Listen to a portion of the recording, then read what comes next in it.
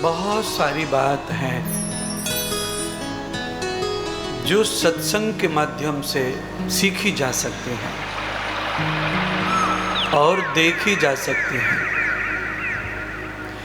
दोनों काम होते कथा में आकर, सीखा जा सकता है और किसी को पाया जा सकता है, देखा जा सकता है। ये ऐसा उत्सव है, ऐसा मेला है, यहाँ जन्म जन्मों का मिलन हो सकता है, यहाँ कुछ भी प्रकट हो सकता है।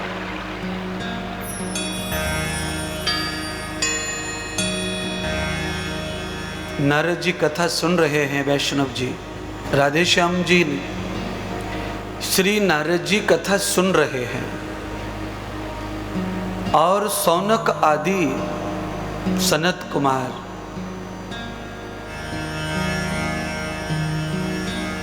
कथा सुन रहे हैं और सनत कुमार कथा सुना रहे हैं।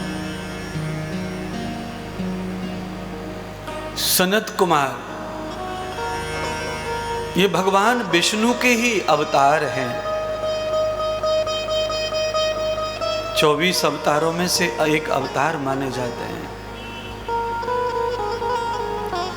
सनक सनादिक सनत कुमार 4 भाई हैं और चारों ही मानस पुत्र हैं भगवान के, और ब्रह्म अवतरण भी किया है, विष्णु अवतरण भी किया है।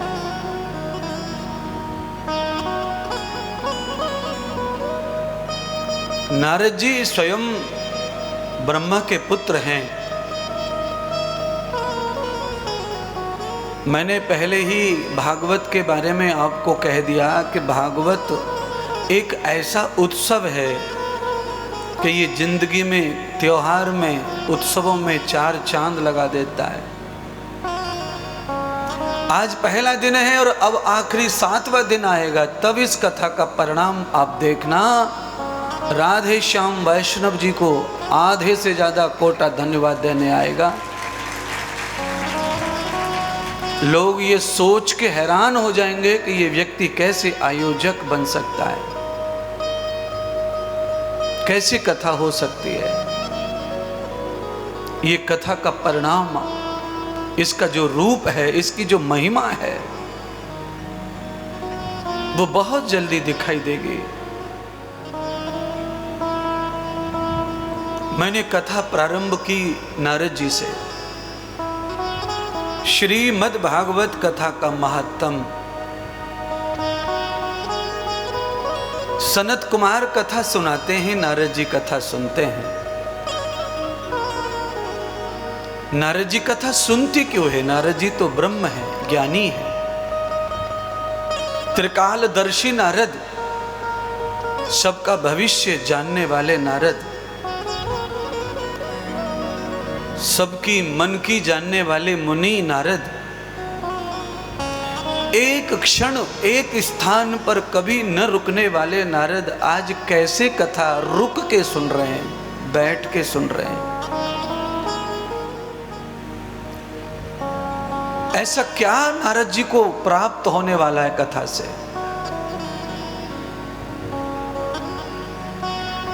आप सब लोग जो आ रहे हैं गर्मी में कथा में, इसीलिए मैंने नारद का नाम लेकर कथा सुनाना प्रारंभ किया है, जिससे आपको अपनी औकात, अपना भक्ति, अपना अस्तित्व पता चले कि नारद जैसी असल शक्ति भागवत की कथा के लिए उन्होंने अपना सब नियम तोड़ दिए और सारे जो श्राप लगे वो सब समाप्त कर दिए और एक स्थान पर बैठ के कथा श्रवण कर रहे हैं। क्यों? क्या है इस कथा में? नारद को क्या कथा के बारे में समझाया किसी ने? तो भगवान सूत जी ने यह कथा सौनक जी को 88,000 ऋषियों को सुनाई। नारद जी की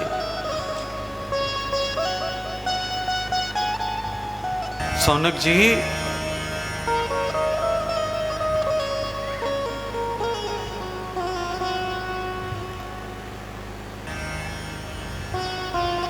नारद जी को कथा श्रवण करने का मौका इसलिए मिला कि नारद जी के घर में उनके पिता ब्रह्मा जी बहुत बड़ी चिंता में थे, बीमारी में ग्रसित थे। और मुझे लगता है चिंता से बड़ी बीमारी कुछ नहीं है। सबसे बड़ी बीमारी का नाम ही चिंता है, और वो ब्रह्मा जी को लगी थी।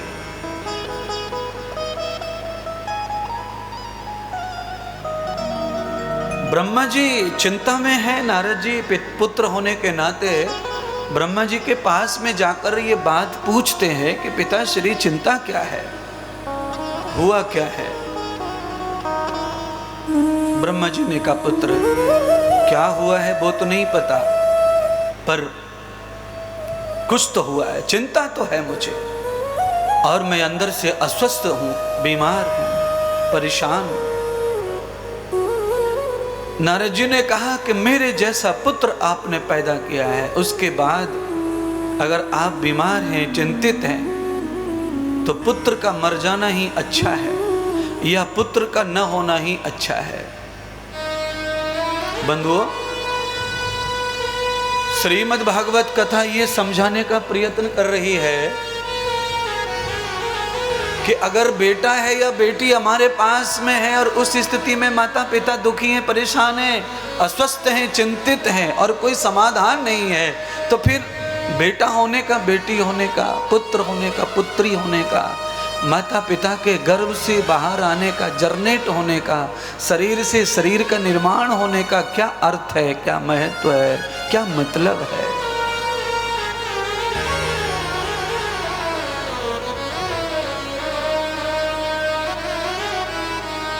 क्यों अवतार लेते हैं बच्चे, माता पिता क्यों उन्हें पैदा करते हैं। जिनको बच्चे नहीं हैं वो क्यों परेशान रहते हैं बच्चे के लिए, क्यों मंदिर मस्जिद गुरुद्वारे जाते हैं, क्यों हॉस्पिटल जाते हैं। बच्चा नहीं तो बच्ची, पर गोद भरनी चाहिए, बालक होना चाहिए। कौन संभालेगा, कौन देखेगा, यहां तक तो बात समझ में आती है। पर कुछ लोग इतने भी पागल हैं, इतने बावड़े हैं, कुछ लोग तो यहां तक कहते हैं कि हमारे पीछे क्या, हमारे बाद में क्या होगा। बोलो, दुनिया आंखों के सामने का इंतजाम, लोग पागल जो हैं वो कहते हैं हमारे बाद क्या होगा। अरे तुम्हारे बाद का तुम्हें नहीं सोचना है, तुम्हारे बाद का सृष्टि बनाने वाले को सोचना है। तुम सृष्टि मालिक नहीं हो, तुम कठपुतली हो। आओ, खाओ और मरो और जाओ, दोबारा पैदा हो, फिर मरो, फिर जाओ। कुछ लोगों को कन्याएं हो जाती हैं, कन्नू नहीं होता, नालायक पैदा नहीं होता, लड़कियां हो जाती हैं। तो समझदार जो लोग हैं वो तो निभा लेते हैं लड़कियों को, और जो ना समझें वो परेशान रहते हैं, दुखी रहते हैं। पूरी जिंदगी भर लड़कियां पढ़ गई, लिख गई, काम कर रही हैं, सब कुछ अच्छा कर रही हैं, लड़के का भी काम कर रही हैं, फिर भी कोई कोई मूर्ख ऐसे रहते हैं कि अंदर अंदर उनको टुचता रहता है, टुचता रहता है, टुचता रहता है। और कभी मौका पड़ा तो आंसू भर लाते हैं, रोने लगते हैं अकेले अकेले। क्या होगा जिंदगी का, क्या फायदा हुआ जन्म लेके, बताओ कैसी गुजरेगी। एक बेटा नहीं है, एक बेटा नहीं है, कोटा और बेटा। तो कोटा में बेटाओं की कमी नहीं है, जाओ देख लो घर घर, जिनके पास में बेटे हैं उनसे जाके पूछ लो कि भाई अगले जन्म में बेटा होना कि बेटी होना, वो बेटे वाले सब बता देंगे। मैं आपको कह रहा हूं, दोनों कांड पकड़ के तौबा तौबा तौबा तौबा तौबा तौबा कर रहे हैं। हो नहीं रहा था, होना चाहिए, और हो गया तो तौबा।